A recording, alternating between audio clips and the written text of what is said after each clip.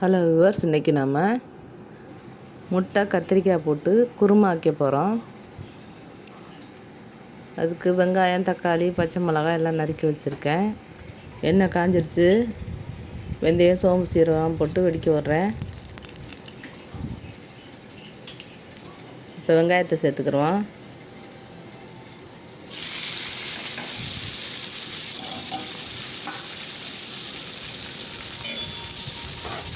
நல்லா பொன்னரமாக வதக்கணும்.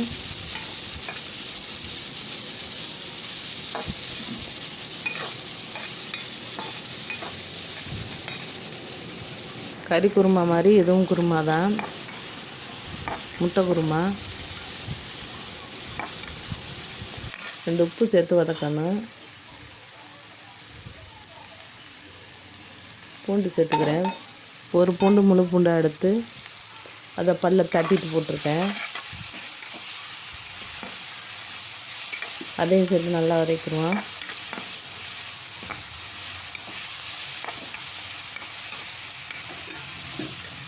முட்டை ஒரு 6 முட்டை எடுத்து வச்சுருக்கேன்.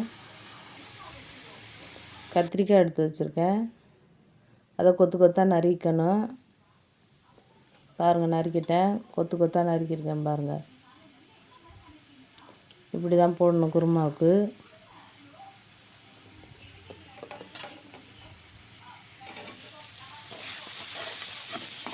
வெங்காயம் வதங்கிடுச்சு.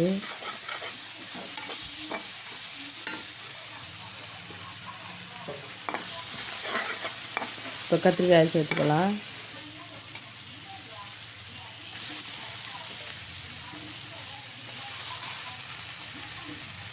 அதையும் சேர்த்து நல்லா வதக்கலாம்.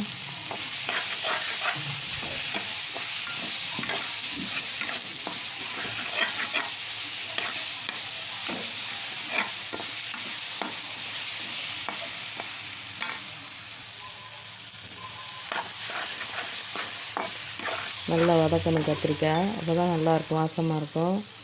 இப்போ மசாலா சேர்த்துக்கலாம். மிளகாத்தூள் ஒரு 1.5 ஸ்பூன் போட்டுக்கிறேன். மஞ்சத்தூள் 1/2 ஸ்பூன் போட்டுக்கிறேன். மசாலாவை சேர்த்து நல்லா பச்சை வாடை போக வதக்கிக்கிறணும்.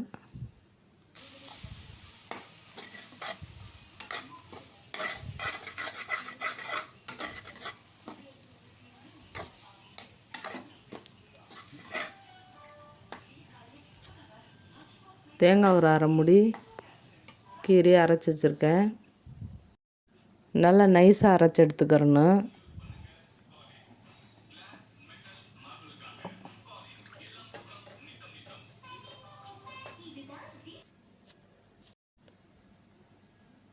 கத்திரிக்காய் நல்லா வதங்கிடுச்சு. இப்போ மசாலா இன்னும் கொஞ்சம் சேர்த்துக்கலாம். கறி மசாலா 2 ஸ்பூனு மிளகு ஜீரகத்தூள் சேர்த்துக்கிறேன்.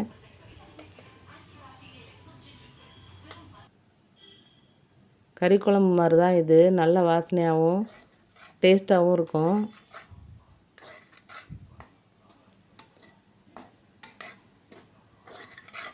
நல்லா வதங்கிருச்சு. இப்போ நம்ம தேங்காயை சேர்த்துக்கலாம்.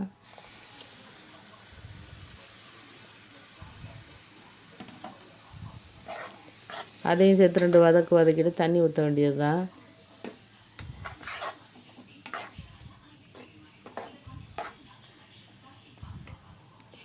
இப்போ நான் தண்ணியை சேர்த்துக்கிறேன்.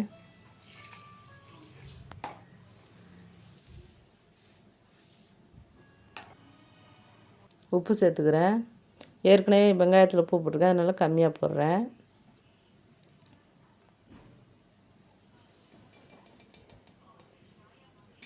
கொதிக்கட்டும், மூடி வைப்போம்.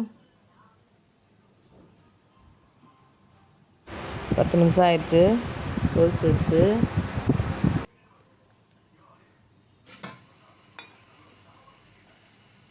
கத்திரிக்காயெலாம் வெந்திருக்கு.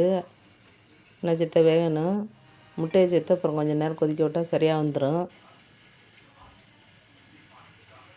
இப்போ நான் முட்டையை சேர்த்துக்கிறேன்.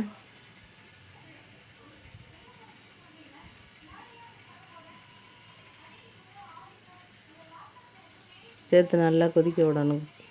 ஒரு 5 நிமிஷம் கொதிக்க வச்சு அமர்த்திடணும்.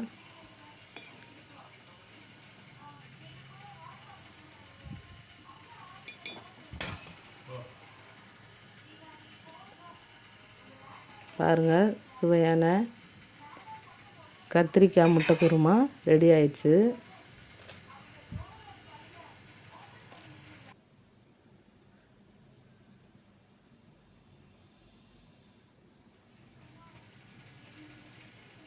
இப்போ மல்லித்தழையை தூக்கலாம்.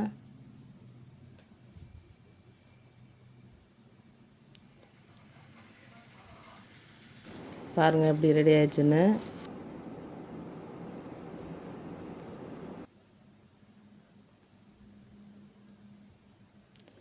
பிடிச்சிருந்தா லைக் பண்ணுங்கள், ஷேர் பண்ணுங்கள், கமெண்ட் பண்ணுங்கள். மறக்காமல் சப்ஸ்கிரைப் பண்ணுங்கள்.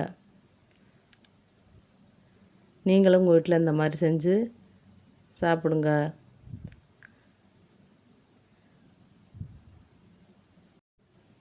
டிஃபனுக்கும் நல்லாயிருக்கும், சாதத்துக்கும் நல்லாயிருக்கும், எல்லாத்துக்கும் கலந்து சாப்பிட்லாம். இது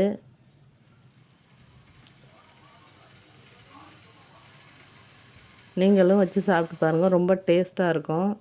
கறி குழம்பு மாதிரி தான் இதுவும்.